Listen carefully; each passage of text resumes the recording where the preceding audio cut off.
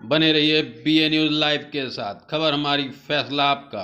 इस वक्त की बड़ी खबर ब्यूरो नागेश गुप्ता के साथ। बरेली जिले की सभी 9 विधानसभा सीटों पर मतदाता अपने मतों का प्रयोग कर प्रत्याशियों के भाग्य का फैसला ईवीएम मशीनों में बंद कर रहे हैं। पूर्व केंद्रीय मंत्री संतोष गंगवार, पूर्व वित्त मंत्री राजेश अग्रवाल, विधायक बहोरन लाल मौर्य, समाजवादी पार्टी की कैंट प्रत्याशी सुप्रिया एरन ने अपने अपने मतों का इस्तेमाल किया। पुलिस और प्रशासन शांतिपूर्ण तरीके से मतदान संपन्न कराने को पूरी मुस्तैदी से जुटा हुआ है। BA न्यूज़ लाइव जो तस्वीरें आपको दिखा रहा है यह दोपहर 12 बजे तक की है, बाकी की तस्वीरें आपको हम बाद में दिखाएंगे। फिलहाल जिले में भारतीय जनता पार्टी और समाजवादी पार्टियों के प्रत्याशियों के बीच कांटे की टक्कर हो रही है।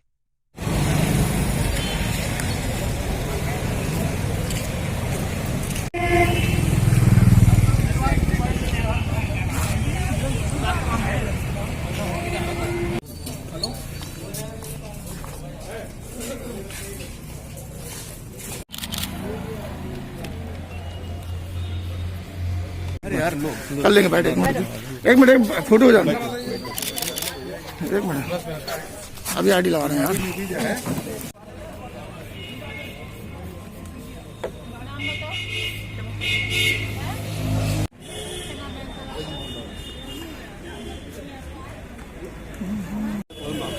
बैठ जाओ आगे, अरे आगे बढ़ वहां पे बैठा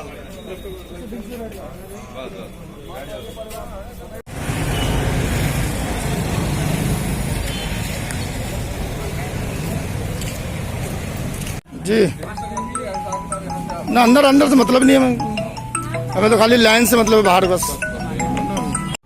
दूसरे चरण की वोटिंग में बरेली की 9 विधानसभा सीटों पर वोटिंग चल रही है। 2017 में ये सभी 9 सीटें भारतीय जनता पार्टी के कब्जे में थी। पूर्व केंद्रीय मंत्री और बरेली के 8 बार सांसद रह चुके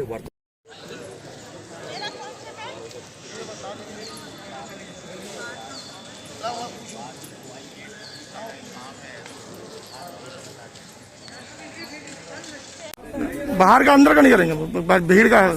जी जी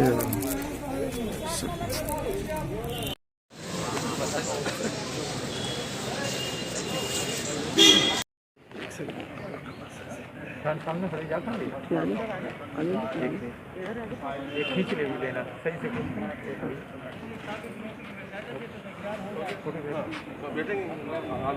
सही से जो हमारे और सब पूरी हमारी जनता है वो भी इसी बात क्योंकि मैं संतोष जी पूरे परिवार के साथ DL स्कूल को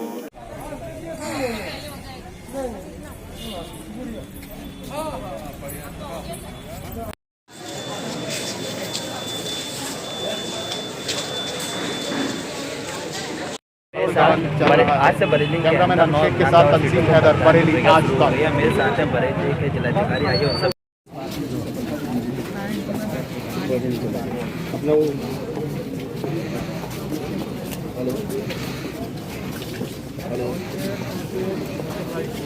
सर लाइव और कुछ आगे बताओ और कुछ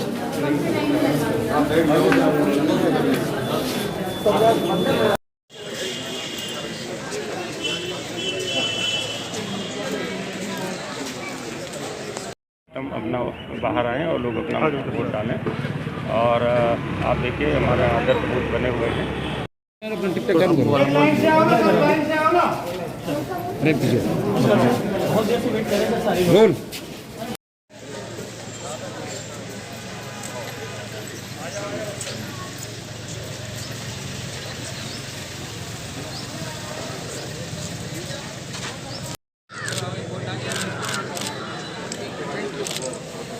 सर कैसे सर? अच्छा ठीक है अब मैडम नहीं भैया जल्दी आपने वो कोट मास्क लगा लें भाई तरफ इधर आ भाई।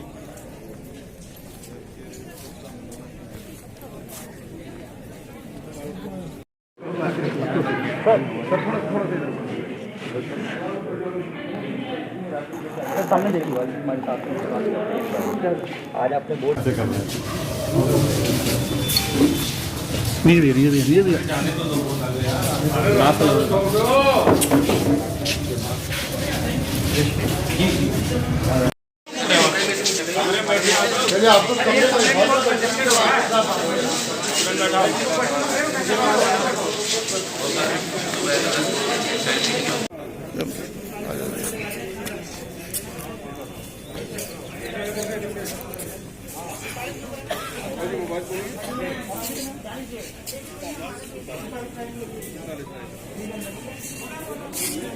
वाला खर्चा पूरा परिवार के साथ खेल फिर एक बार परिवार के साथ।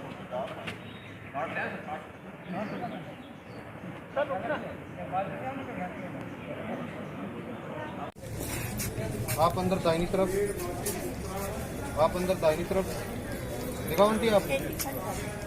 हाँ आप भी दाहिनी तरफ, आप दाहिनी। क्या नाम है आप? कैसे वोट करने आए हैं? ये बोले कि हम अपना वोट जरूर डालेंगे, हमारा वोट खराब चला जाएगा। क्या दिक्कत है इनको? इनको पैरालिसिस हो गया था, अब सही है, वैसे अभी कमजोरी आ गई थी। कमजोरी बहुत है, अभी सांस फूलने लगी थी। आप लोगों ने कहा था कि मतदान ना करो, घर में कर दो, क्या कहा था इन्होंने? हाँ, बोले वोट डालने जरूर जाएंगे। इनके पापा हमारे पिताजी करते थे तो ये भी है। क्या नाम है आपका? उषा दीक्षित। कहाँ रहते हैं? गुलाब नगर। क्या कहना चाहेंगे आज मतदान कर दिया? मतदान हो गया, हम बीजेपी की सरकार बन रही है। मैं भोजीपुरा से प्रत्याशी हूँ, निश्चित रूप से मेरी भी जीत हो रही है।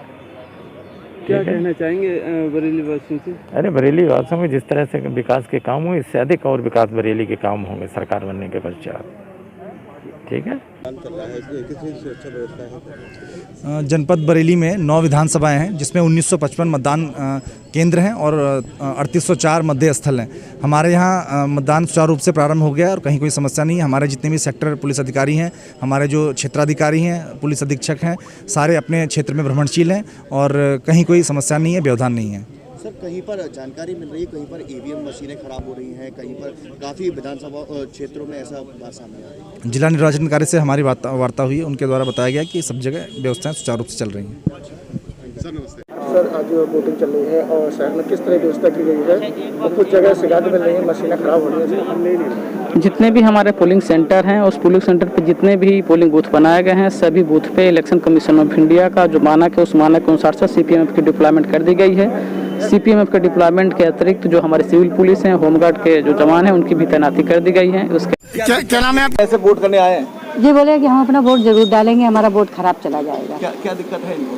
इनको पैरालिसिस हो गया था, अब सही है, वैसे अभी कमजोरी आ गई थी। कमजोरी बहुत है, अभी सांस फूलने लगी थी। आप लोगों ने कहा था कि मतदान ना करो, घर में कर दो, क्या कहा था इन्होंने? हाँ, बोले वोट डालने जरूर जाएंगे। इनके पापा हमारे पिताजी करते थे तो ये भी है।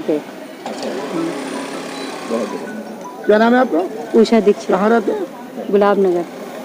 मंत्री जी, मतदान का दूसरा चरण प्रारंभ हो चुका है, जानना चाहेंगे क्या आपके आने वाले भविष्य में सरकार को ये देंगे जनता की? इस सरकार तो हमारी थी, है और रहेगी, इसमें कोई बहुत बड़ी बात नहीं। क्या मतलब विजन सरकार लेके चल रही है? आगे का निश्चित रूप से सरकार बनेगी तो जितने 5 वर्ष जो है भारतीय जनता पार्टी ने अपनी सरकार जो है वो स्पष्ट रूप से विश्वसनीयता के आधार पर चलाई है।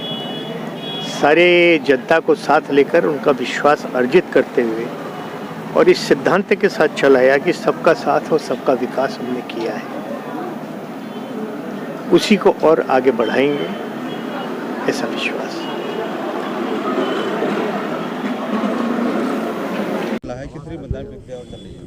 देखिए, जनपद के सभी 9 विधानसभाओं में शांतिपूर्वक मतदान चल रहा है। हमारे सभी सेक्टर मजिस्ट्रेट साहबान, जोनल मजिस्ट्रेट साहबान और उनके साथ पूरे सेक्टर पुलिस ऑफिसर्स साथ साथ भ्रमण कर रहे हैं। शांतिपूर्वक बिना किसी समस्या के मतदान चल रहा है। कुछ जगह पर मतदान हुआ है? नहीं, मतदान धीमा नहीं हुआ है, कहीं कहीं मशीनें रिप्लेस हुई हैं ड्यूरिंग मॉक पोल। तो कई बार ऐसा होता है कि मॉक पोल के दौरान मशीन रिप्लेस करनी पड़ती है और वो रिप्लेस हो गई हैं और मशीन चलने की अपनी गति है, उसी हिसाब से मतदान हो रहा है। कहीं भी कोई स्लो मतदान की स्थिति नहीं। हाँ, उनको तत्काल बदल दिया गया या फिर उनको अगर कर्मचारी नहीं ठीक कर पा रहा था तो उसके साथ जो सेक्टर मजिस्ट्रेट थे और हमारे मास्टर ट्रेनर्स उनको सही करा करके मशीनें सब मतदान करा रहे हैं। परसेंटेज अभी मैं आपको थोड़ी देर में बता दूंगा।